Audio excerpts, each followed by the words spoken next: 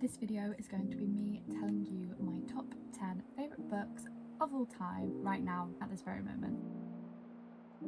So I've been a bookworm like most of my life. I think I distinctly remember I hated reading until about the age of 7 when I read a Jacqueline Wilson book, and then I was just hooked and I was reading all the Jacqueline Wilsons and I was reading all these other like girly books as well, like childish books. And then obviously as I got older I progressed onto older books. But I was thinking back, and I think when I was younger I really didn't have like a favourite book.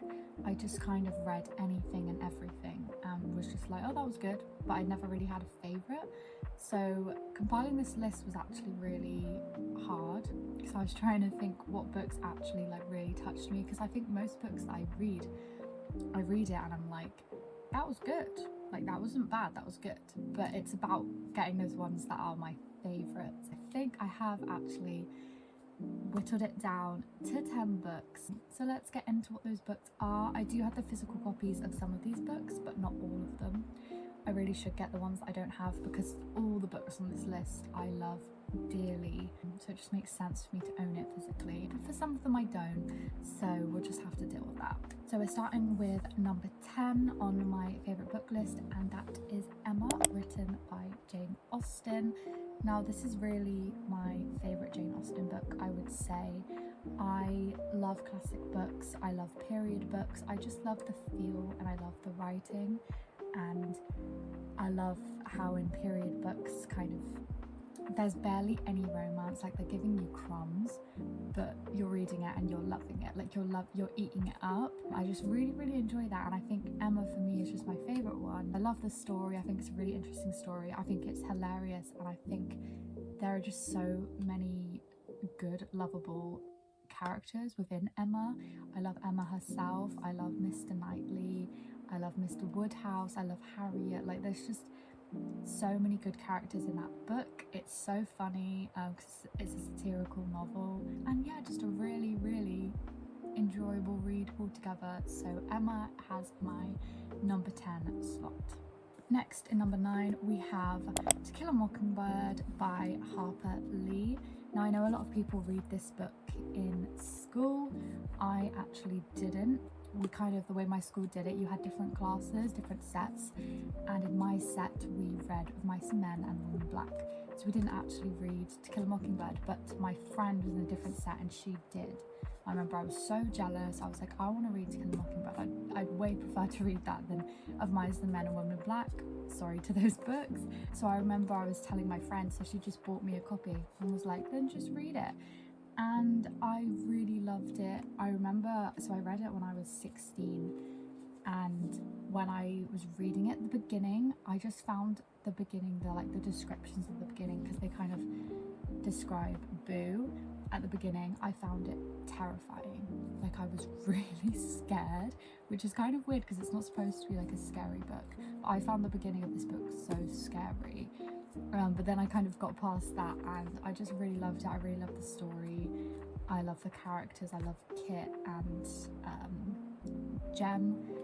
I think they're great characters. I love the dynamic between them. I actually want to call, if I have a son, I'd love to call him Jem, in part because of this book, also in part because of Jacqueline Wilson. If you know, you know. And I also love Atticus Finch. I think he is a really good character, and it's just a really good book and a really good message and an interesting take on life in America in the South. Yeah, just really good, essentially. I just realised I called Scout Kit. I don't know why I did that. Who the hell's Kit? It has been years since I read this book, so I forgot. It's Scout, it's not Kit, it's Scout. The girl is called Scout. And in the place of number 8, we have The Book Thief by Markus. Zusak. Might be a different pronunciation. The Book Thief is one of my best friend's favourite books, and when we were 17 we started a book club and we all essentially chose a book each month and read it, and we all ended up like choosing just our favourite books basically of all time. So my friend chose The Book Thief, she wanted us all to read The Book Thief. I'd heard of it, I think I'd seen the film advertised, and honestly I thought it looked really boring, so I never watched it, which is bad. Never judge a film by its trailer, clearly, because the trailer didn't speak to me. But yeah, so I read it for this book club, and I knew it was her favourite, so I did have high hopes for it, and it didn't disappoint. It was amazing. It's so good. I feel like a lot of people know the book Theif and have read it. It's very famous, and it obviously has a film as well. The film is also really good. But if you haven't read the book Theif, it's about a little girl in Germany in World War II, and it just kind of gives the German perspective of being a civilian in World War II, which I really enjoyed coming from the UK, because I feel like we don't really get the German perspective too much, especially when we're taught it in school. It's very much like Germans were bad, and you don't actually see the perspective of like their civilians who were just civilians, and how essentially, like, obviously it's obvious, but it's like they were just the same as us. Like, they were being bombed by us, we were being bombed by them, like. And the book is narrated by Theif, which is really cool. It's a really good idea. It's really genius. And yeah, this book is so good. It's extremely hard-hitting for me. Theif just kind of tells you what's gonna happen, like, they out of nowhere, it just tells you this happens, by the way, in this book. And it just, I remember it felt like I was being punched reading this book. Like, it was so sad. It is a very sad read, I would say, but still very enjoyable and very good, and I do really want to read it again. It had some beautiful passages, some really nice quotes. My friend had a quote that she really liked from it, and I think it was something like, "Humans confuse me," or something. I'll put it on the screen what the quote actually was. But yeah, a really beautiful book, and also important. I think the message is really important, really nice, and really enjoyable, if not really sad. In the number 8 slot, we have the book Frankenstein. I also did not read Frankenstein in school. Some people did, I did not.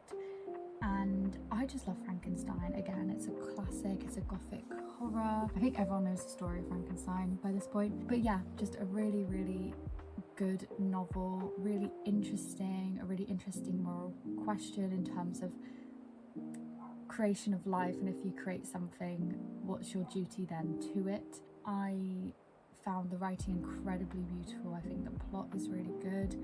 I do think at the end of Frankenstein it does drag a little bit for me, and I think that's just because it was spoiled for me, like what happens at the end, so I kind of knew what was coming, and it just was taking ages to get there, and I was like, okay, I get it now, like I know what's coming, like can we get to it? And it felt like it was taking ages at the end, but I do really enjoy it. I love the monster, and the passages where the monster is learning things I think are so beautiful. I think obviously the monster is this kind of monster, but the way that he learns from humans and the way that he grows into this individual who's full of like poetry and love and stuff is so nice and so interesting, because at least for me, I ended up loving the monster. I ended up being like, you are this like benevolent being who like loves beautiful things and stuff, and then kind of the monster becomes destructive because of its circumstances. And yeah, just a really extremely beautiful read and really good. I would highly recommend it. It's very funny. It's obviously a gothic horror, but I didn't find it scary at all, but I found To Kill a Mockingbird scary, but I didn't find Frankenstein scary. But yeah, so I really enjoy Frankenstein. Oh, I didn't say it's by Mary Shelley, of course, the Queen. Next, in place number 7, we have 20,000 Leagues Under the Sea by Jules Verne. Now, I read this book really randomly because my friend, the friend who the book Theif is her favourite book, she had all these classics at home that they were getting rid of, and because she knows I love to read and I love classics, she came in with all of them, and I got to take whichever ones I wanted. I took quite a few, one of them being 20,000 Leagues Under the Sea, because the cover and just the title really interested me. I'd never heard of it before, and so I got it and I read it. I didn't know how I would feel, to be honest. It is a classic and I do love classics, but it was quite big. The version I had was quite big. You can get versions that are kind of edited down, because the version I have, there's just like a lot of listing of different fish and marine life, like literally 2 pages of just lists of marine life, like with no spaces. It's not even a list spaced out, it's like in prose of fish. But I read all those fish, I read it all. So you can get a version that's a bit cut down, but mine was like the original, how it was published back when it was published. And yeah, I was just really surprised by this book. I found the writing extremely beautiful. The story is really interesting. If you don't know, it's about essentially this place. I'm not actually sure where it is. I cannot remember. Essentially in this place, all these like people on the water, like in boats, are getting attacked by this thing. So they think there's like essentially like a big fish in the water. So they all go hunting for this big fish to try and get it, because it's like wrecking boats and stuff. And there's a professor who he joins one of these ships to like hunt it, but he kind of doesn't want to hunt it. He wants to study it because he's a professor of like marine stuff. So he kind of wants to more study it than kill it, essentially. So you have this professor, then you have this, I don't know what his title is, hunter, sailor man who's like with the professor, who invited him to come on his ship. And basically they get attacked by this thing, and the professor and the hunter, angler, whatever you call him, harpoonist I think it is, I think that's what they call him, a harpoonist, because he throws a harpoon. They get kidnapped and they find out that this big thing that was attacking them was in fact not an animal, it was a big submarine called the Nebulous, I believe. God, it's been ages since I read this book. I think I read it in like 2018. It's been ages. But yeah, so they get kidnapped on this submarine. So they find out that it's not an animal, it's a submarine, it's a man-made submarine, and they meet the captain of the submarine, who is called Captain Nemo. And it is essentially about this professor and this harpoonist being kidnapped on this submarine, and kind of learning about Captain Nemo and why he's a submarine and what he's doing and like all this stuff. And the harpoonist very much is like, get me off of here, I want to leave, I don't want to be on a submarine under the water, like I'm kidnapped. Whereas the professor is way more kind of happy to be there, because Captain Nemo kind of says to him, look, I know you are a prisoner, but I will let you study like everything that I've found under the sea, which is a very kind of amazing opportunity for this professor who never would have got to go under the sea otherwise. So he lets him like into his library and he lets him look at all his research. So the professor's honestly kind of loving life. And it's just essentially what happens in the story as Captain Nemo has kidnapped these 2 men. And yeah, I just found there were certain passages that were so beautiful. I found that any passage that was kind of describing Captain Nemo, just really powerful and really beautiful. And I think it's really interesting to read it as well, to try and work out Captain Nemo and like kind of what his motivations are and like who he is as a person, because I feel like that's what the 2 characters are doing, the professor and the harpoonist. They're trying to work him out because they're just confused, like why is this random man kidnapped us?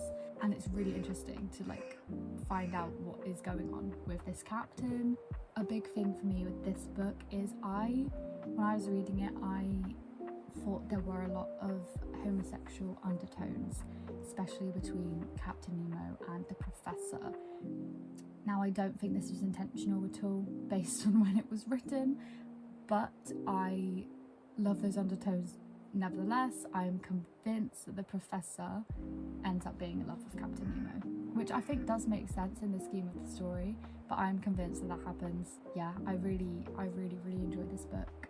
And it's kind of heralded as like, it's one of the most famous science fiction novels, and it kind of set the tone and set the scene for a lot of science fiction. And if you kind of read anything after this, they all kind of draw inspiration from this, which is really cool. And yeah, it just kind of set the standard and kind of set the tropes, honestly, for what a science fiction under the sea would involve. I really enjoy it, and I would love to read it again now as a 23-year-old and see what else I get from it. But yes, just a very enjoyable book. For number 6, we have the book Little Women. This book is just so good. It's got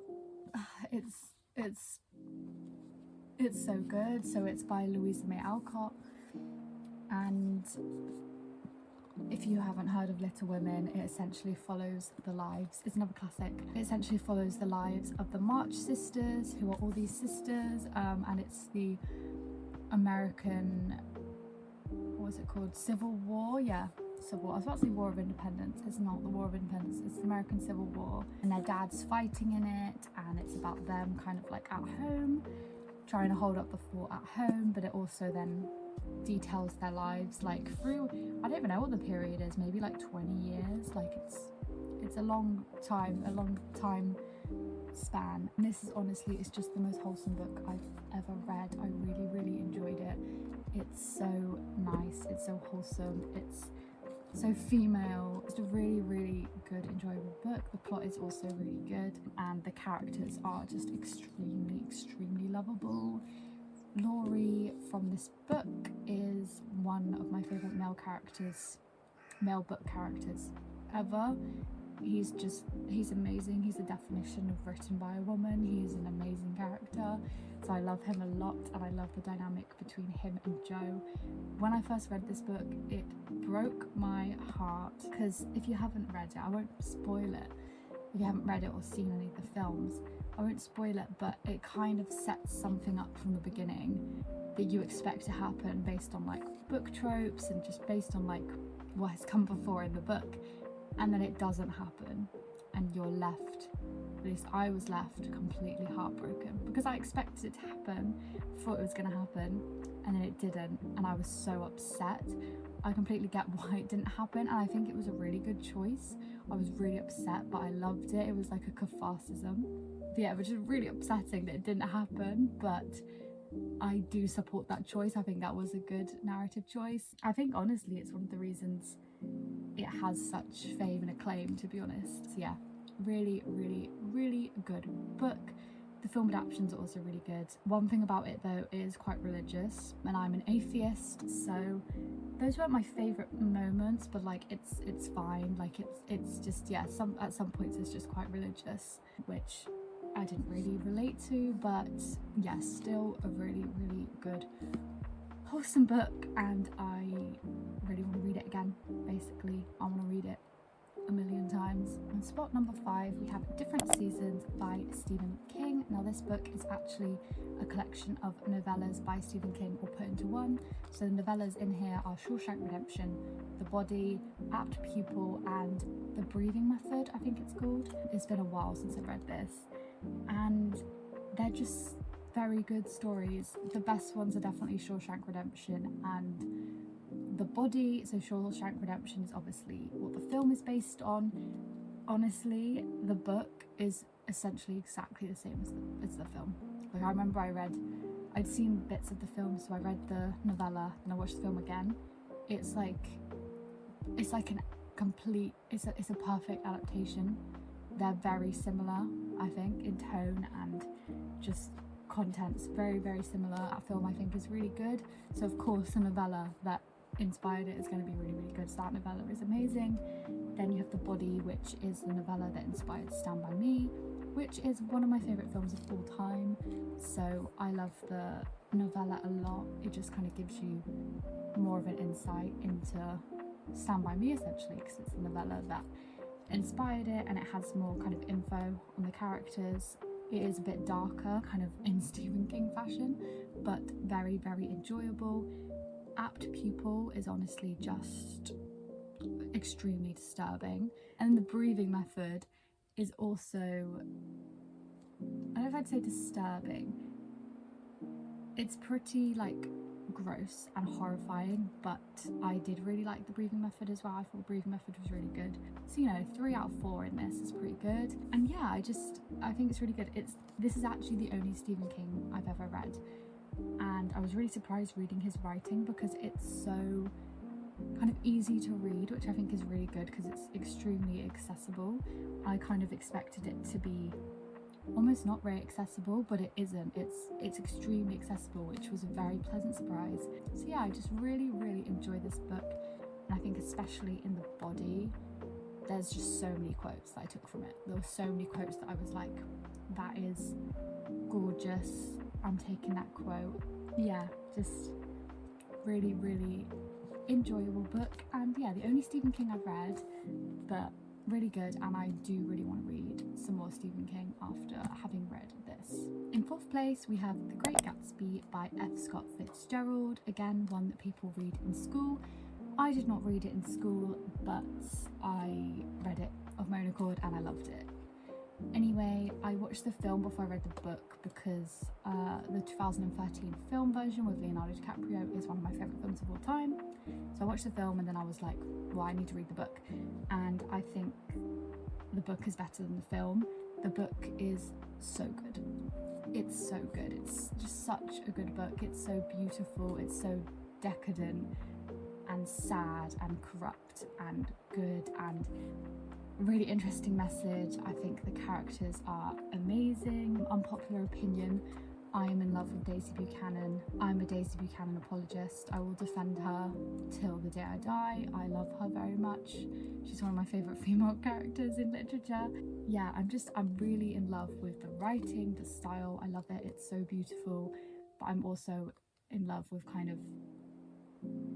the kind of depressing decadence of all of it, and kind of because the message that F. Scott was trying to convey is like basically the bad parts of kind of money and being rich and stuff like that, and I just really enjoy it. I really enjoy all the imagery, all the writing. So many quotes have been taken from this book.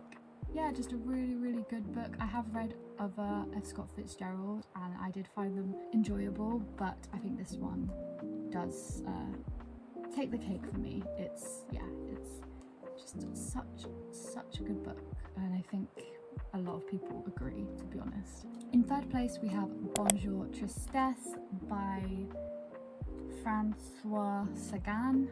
Sorry if I mispronounced anything there. It is French, so this is a French book, but I've read it translated into English because I'm not French, and it literally says on the blurb that the author of this is the French F. Scott Fitzgerald, which I completely agree.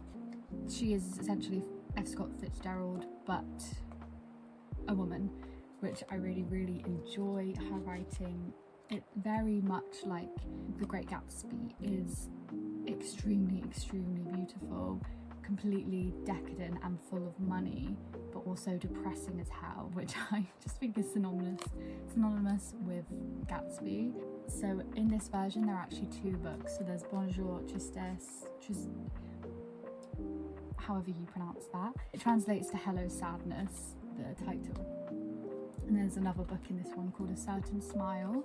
I think A Certain Smile is really good as well, but I prefer Bonjour, Hello Sadness, because it's just amazing. It's a coming of age novel about this girl who has a single dad because her mum passed away, and they're really rich, and she lives this like decadent lifestyle. She goes to, I think it's boarding school in France, in Paris, or she like lives in Paris and her dad doesn't, and they essentially go on a holiday together, her and her dad, and her dad is kind of this like player. He kind of like has a lot of women and never settles down, and essentially in this book he settles down and she doesn't like it, and it's, yeah, she essentially tries to sabotage the new relationship because she's afraid of change. She's afraid of what her dad getting married to a woman will do to their decadent kind of extravagant lifestyle that they live. Yeah, just a really, really beautiful book. I love the characters, I love the descriptions, I love the imagery, I love the relationships. The relationship between Cecile and her dad is so nice. I love a father-daughter relationship. There were a million quotes that I took from this because it was just so beautiful. Like, look at the cover, like that's just summer. Yeah, just a book that I would highly, highly, highly recommend. And in place of number 2, I do not have a copy of this one, but it is The Little Prince. Oh my god, this book kills me. So this is by Antoine de Saint-Exupéry. I know I've pronounced that wrong. Very sorry. Yes, The Little Prince. So The Little Prince is essentially a children's book, but it is not. Like, it is just so much more than that. a book. It's extremely short, it's full of illustrations, and it's honestly, I think, the most beautiful thing I've ever read in my life. I love it so much. It made me cry my eyes out. The writing is absolutely beautiful.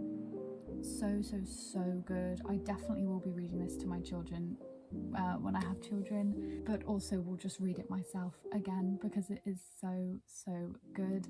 So the book is a novella because it is extremely short, and it is essentially just kind of like dissecting adult life and what it means to be an adult, and kind of what happens to a child when they become an adult, and yeah, just kind of looks at human nature. And it's about this little prince who lives on a planet, and he leaves his planet and he explores and he meets all these people. That is essentially a commentary on, yeah, growing up and adult life. There's a pilot who crashes in a desert who meets the little prince, and they have a relationship, and yeah, just such a good book. So like, it's so short and simple, but it's so powerful. For me, it's so good. It's so good. Like, the imagery is beautiful and extremely cute, and it's just, I find it so powerful. And again, it's one that I have saved so many quotes from because there are so many beautiful moments. Yeah, I'd highly recommend anyone to read this book because it is so short. You could probably read it in like an hour. According to the internet, it's 96 pages long. Like, that's it. And there are drawings. So yeah, just a book that I highly recommend. It means so much to me. It is so good. It's so sweet, but also really important and really powerful to me. And yes, at the end I did cry my eyes out because it's really good. I'm not going to spoil it though. The Little Prince, that's my number 2. Extremely deserved number 2. And then finally, in number 1, we have The Outsiders. Now, on my channel there is a whole video of me talking about this book and why it is my favourite book. I read it when I was 16 and it has been my favourite book since. There is yet to be a book that has kind of moved me as much as this one has, and essentially it's another classic, of course it is. And The Outsiders follows a gang in America in the 1960s, and like these members of the gang, this kind of like brotherhood, and basically stuff goes down because they're in a gang war essentially. Stuff happens and it's really sad, but it's really powerful and really good. It's very easy to read because it is extremely colloquial and there's a lot of talking, there's a lot of dialogue, so it's very easy to read. It's pretty short as well. I think it's 200 and something pages. Extremely powerful. Again, have a lot of quotes from it. Also like poetic. It is really easy to read and almost quite simple, but it is extremely poetic. And the author, S.E Hinton, she wrote this between the ages of, I think it was 15 and 16, which is just insane. She wrote an American classic from the ages of 15 to 16, which, yeah, it's crazy. And she has some other books which I do really need to read because I have not read any other book by her, so I do need to read some because this is my favourite book of all time. Yeah, just really good. If anyone asks for a book recommendation, this is the one I'd give them first.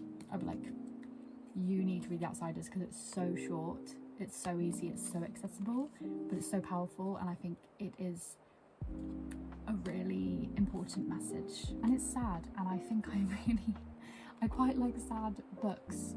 I like to cry, I like to have a little bit of catharsis. But yeah, I love this book with my whole heart.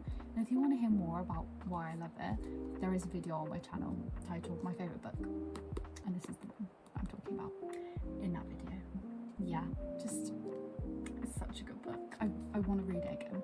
Just holding it, I want to read it again. Amazing, impeccable book.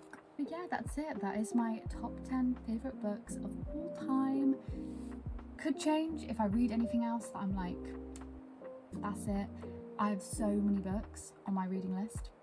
So many books that I need to get through. And that I'm really excited to read as well. So yeah, it's just a matter of time of me reading them. I'm currently reading Dune, which I've literally just started, but it's really interesting so far. So yeah, that's what I'm working on currently, and that is quite a long one. I think that's 500 and something pages. I've got a lot more to read, so this list could change if I do read something else that I'm like, whoa, blew me away. I've actually realised not many books blow me away it's actually quite hard for a book to make this list. So we'll see if it changes in the future. But thank you so much for watching. Those are my top favourite books of all time. Yeah, I love reading. I love talking about books. It's just very enjoyable. But thanks for watching. Bye!